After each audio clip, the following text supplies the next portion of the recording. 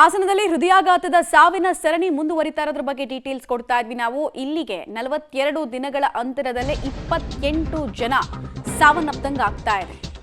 ವಿರೂಪಾಕ್ಷಪ್ಪ ಅನ್ನೋರು ವಯೋವೃದ್ಧರು, ಅವರ ಸಾವು ಕೂಡ ಆಗಿದೆ. ಸಿಬಿ ವಿರೂಪಾಕ್ಷಪ್ಪ 70 ವರ್ಷ ವಯಸ್ಸಿನ ವೃದ್ಧನ ಸಾವು ಹೃದಯಾಘಾತದ ಕಾರಣಕ್ಕೋಸ್ಕರ ಆಗಿದೆ. ಸಕಲೇಶಪುರ ತಾಲೂಕಿನ ಚಿಕ್ಕನಾಯಕನಹಳ್ಳಿಯಲ್ಲಿ ಘಟನೆ ಆಗಿದೆ. ನಿನ್ನೆ ರಾತ್ರಿ ಅವರಿಗೆ 11:30 ಅಷ್ಟೊತ್ತಿಗೆ ಎದೆ ನೋವು ಕಾಣಿಸ್ಕೊಳ್ತಂತೆ. ಕುಟುಂಬಸ್ಥರು ಕೂಡಲೇ ಎಚ್ಚೆತ್ತುಕೊಂಡ್ರು, ಆಸ್ಪತ್ರೆಗೆ ಸಾಗಿಸಬೇಕು ಅಂತ ಹೇಳಿ ಗಾಡಿಗಳನ್ನ ಕೂಡ ತೆಗೆದ್ರು. ಬಟ್ ಮಾರ್ಗ ಮಧ್ಯೆನೇ ಅಸುನೀಗಿದ್ದಾರೆ.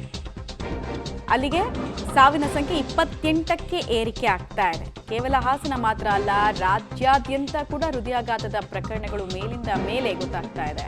ಒಂದೇ ಹೃದಯಾಘಾತ ಆಗೋದು ಅಥವಾ ಹೃದಯ ಸ್ತಂಭನ ಆಗೋದು ಕೇಳ್ಪಡ್ತಾನೆ ಇದೀವಿ ನಾವಂತೂ. ಸರ್ಕಾರ ಹತ್ತಿರದಲ್ಲೇ ಈಗ ನೋಡಿ, ಅವ್ರಿಗೆ ಎದೆ ನೋವು ಕಾಣಿಸ್ಕೊಂಡು ಅವ್ರು ಎಷ್ಟೊತ್ತಿಗೆ ಹೊರಟ್ರು ಅದೆಲ್ಲ ಮ್ಯಾಟ್ರ್ ಆಗುತ್ತೆ. 60 ನಿಮಿಷದ ಒಳಗಡೆ ಅವ್ರಿಗೆ ಆಸ್ಪತ್ರೆ ತಲುಪೋದಕ್ಕೆ ಸಾಧ್ಯ ಆಗಲಿಲ್ವಾ, ಯಾಕಾಗಲಿಲ್ಲ?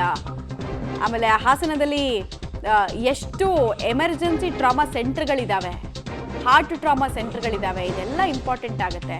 ಸರ್ಕಾರ ಯಾಕೋ ಇದ್ರ ಬಗ್ಗೆ ಹೆಜ್ಜೆನೇ ಇಡ್ತಾ ಇಲ್ಲ. ನಾವು ಮೊನ್ನೆಯಿಂದ ಹೇಳ್ತಾ ಇದೀವಿ, ಅದನ್ನೇ ಸ್ಟ್ರೆಸ್ ಮಾಡ್ತಾ ಇದೀವಿ. ಈಗಿನ ಕಾಲದಲ್ಲಿ ಎಲ್ಲ ಒಂದು 10 ನಿಮಿಷ 15 ನಿಮಿಷದಲ್ಲಿ ನಮಗೆ ಸೇವೆ ಸಿಗುತ್ತೆ. ಫುಡ್ ಡೆಲಿವರಿ ಇರ್ಬೋದು, ತರಕಾರಿ ಇರ್ಬೋದು, ಎಲ್ಲ ಮನೆಗೆ ತಂದು ಸುರಿತಾರೆ. ಆದರೆ ಚಿಕಿತ್ಸೆ ಅಂತ ಬಂದಾಗ ನಾವೇ ಹೋಗಬೇಕು ಆಸ್ಪತ್ರೆಗಳಿಗೆ, ಅದು ಕೂಡ ಜಿಲ್ಲೆಗಳಿಗೆ ಹೋಗಬೇಕು, ದೂರ ದೂರ ಜಿಲ್ಲೆಗಳಿಗೆ ಹೋಗಬೇಕು. ಡೀಟೇಲ್ಸ್ ಕೊಡ್ತಾರೆ ಶಶಿಧರ್.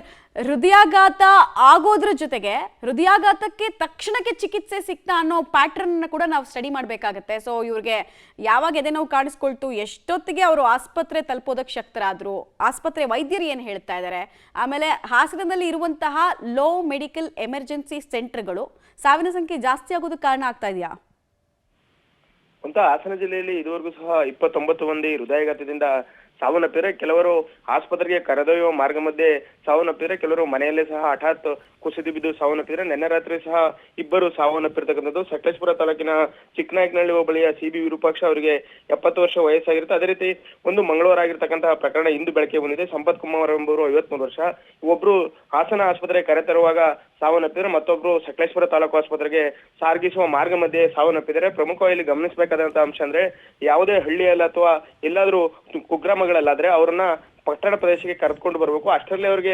ಹೃದಯಾಘಾತಕ್ಕೆ ಅವರು ಬಹುತೇಕ ಸಾವನ್ನಪ್ಪಿರೋರ ಸಂಖ್ಯೆ ಹೆಚ್ಚಾಗ್ತಿದೆ.